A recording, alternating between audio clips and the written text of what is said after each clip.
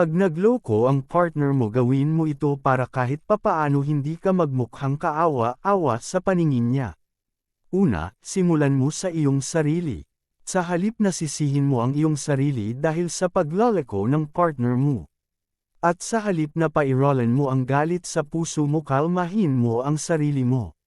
Wala namang may dudulot na maganda pag gumanti ka.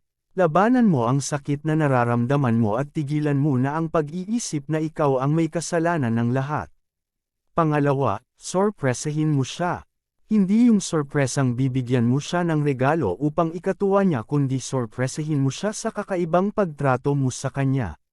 Kung dati-rati ginagawa mo lahat para sa kanya, ngayon hindi na. Ipakita mong hindi ka apektado sa ginawa niya. At wag kang umiyak sa harapan niya. Umiyak ka hanggat gusto mo nang ikaw lang mag-isa. Wag mong ipapakita sa kanya na sobra kang nasaktan sa ginawa niyang pagloloko. Pangatlo, umasta ka ng kakaiba. Alam niyang nasaktan ka sa ginawa niyang pagpatol sa iba, kaya wag mo nang patunayan sa kanya na talagang nasaktan ka. Sa halip, umasta ka ng normal, na parang wala lang sa'yo ang nangyari. Iwasan mong ipakitang lugmok na lugmok ka. Mas mabuti pang ipakita mong hindi ka apektado sa ginawa niya. Sa ganun malilito siya kung ano talaga ang saloobin mo. Pang-apat, huwag ka munang makinig sa mga paliwanag niya. Oo nga, at kailangan ng komunikasyon upang maresolba ang problema. Subalit kung ang nais mo ay parusahan ang partner mo dahil sa ginawa niyang panloloko sa'yo, iwasan mo munang kausapin siya. Pag ginawa mo yun, tiyak na masasaktan siya. Lalo na at siya ang atat na pakinggan mo ang mga paliwanag niya.